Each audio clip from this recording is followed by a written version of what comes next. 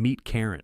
Karen is 34, has a decent job, a retirement account she set up in 2019, and a financial advisor named Brad. Brad drives a lease he can't afford, plays golf on Thursdays, and sends Karen a quarterly newsletter with words like tailwinds, positioning, and robust. Karen doesn't fully understand what Brad does, but she assumes he's on her side. After all, he's a licensed professional. He has a framed certificate on his wall and everything. Here's the thing about Karen. She's being legally robbed, and the guy holding the bag looks a lot like Brad, because here's what most people don't know. In the United States, there is no blanket law requiring financial advisors to act in your best interest. Let that sink in. The person managing your life savings is not legally obligated in most cases to put your interests first. And by the end of this video, I'm going to show you exactly how this works, what it's costing you, and why the entire industry is structured to make sure you never figure it out. Let's start with the word that runs the whole scam: fiduciary. A fiduciary is someone who is legally required to act in your best financial interest at all times. Sounds basic, right? Sounds like the bare minimum you'd expect from someone you pay to manage your money. And you'd think every financial advisor falls under this standard, but they don't. Because in the United States, there are two different legal standards financial advisors can operate under. The first is the fiduciary standard. This means you are legally required to recommend what's best for the client. Full stop. The second is the suitability standard, and this one is where it gets interesting, because under the suitability standard, advisors only have to recommend products that are suitable for you. Not optimal, not the best option, just suitable, which is a legal way of saying, as long as I can argue this product wasn't completely insane for your situation, I'm fine. It's the difference between your doctor prescribing the best medication for your condition and your doctor prescribing whatever medication the pharmaceutical rep brought to the office that morning. Both are technically medicine. Only one is looking out for you. And here's the part Brad definitely didn't mention. Under the suitability standard, financial advisors can legally earn commissions from the financial products they sell you, which means Brad might not be recommending you the best mutual fund on the market. He might be recommending the mutual fund that pays him the highest commission when you buy it. And he's not breaking any laws. He's just doing business. Brad's a businessman, Karen. Now, maybe you're thinking, okay, but surely most advisors are fiduciaries, right?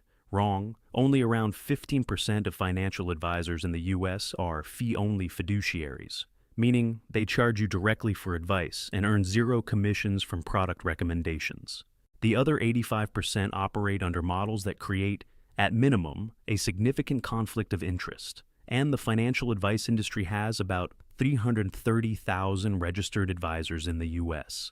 So we're talking about roughly 280,000 people who are legally allowed to recommend financial products based on what makes them money, not what makes you money. But the conflict of interest is only part of the problem, because even if your advisor is the most ethical person alive, there's a second way this industry is quietly draining your account.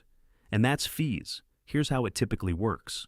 Most financial advisors charge what's called an AUM fee. AUM stands for Assets Under Management, and the standard rate is around 1% of your total portfolio per year. 1%. Doesn't sound like much, right? It sounds like the cost of a coffee. But let's do the math, because what looks small on paper turns into something obscene over time. Let's say you have $500,000 invested at 35 years old. You plan to retire at 65. Over 30 years, with a 7% average annual return, your portfolio grows to about $3.8 million. Great. Now, let's run the same scenario, but with a 1% annual AUM fee shaved off your returns every year. Your effective return drops to 6%, and your portfolio grows to around $2.9 million. That 1% fee just cost you nearly $900,000 over 30 years. For what? For Brad to send you a quarterly newsletter and meet with you twice a year to tell you to stay the course. And here's the gut punch. What is Brad actually doing with your money in most cases? He's putting you in actively managed mutual funds. Funds run by portfolio managers who are paid to beat the market. And surely, if you're paying a premium, you're at least getting better returns, right? Wrong.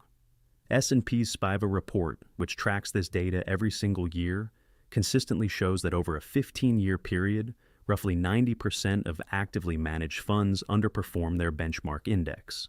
9 out of 10.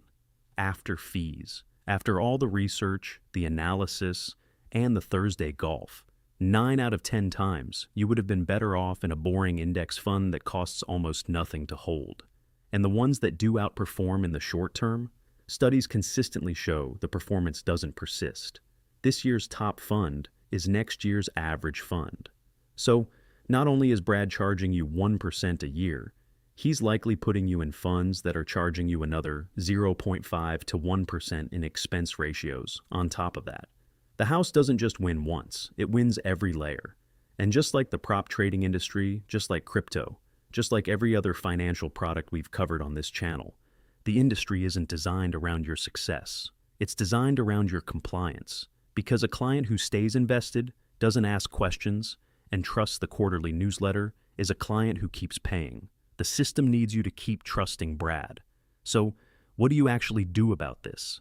There are 3 options. Option A, find a fee-only fiduciary, not fee-based. Fee-only, meaning they charge you a flat rate or hourly fee for advice and earn 0 commissions. You can find them through NAPFO, the National Association of Personal Financial Advisors.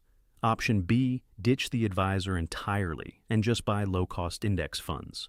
A 3-fund portfolio of a total market index, an international index, and a bond index costs practically nothing to hold and outperforms the majority of professional money managers over the long term. Option C, keep trusting Brad. Keep paying the 1%. Keep sitting in underperforming active funds, and keep getting the quarterly newsletter. Brad needs a new set of golf clubs. The choice is yours. But now, at least you know what the choice actually is. So, I want to hear from you. Are you with a financial advisor right now? Did you know about the fiduciary gap before watching this? Or are you sitting there realizing you might be a Karen? Drop it in the comments because this is the conversation the industry absolutely does not want you having.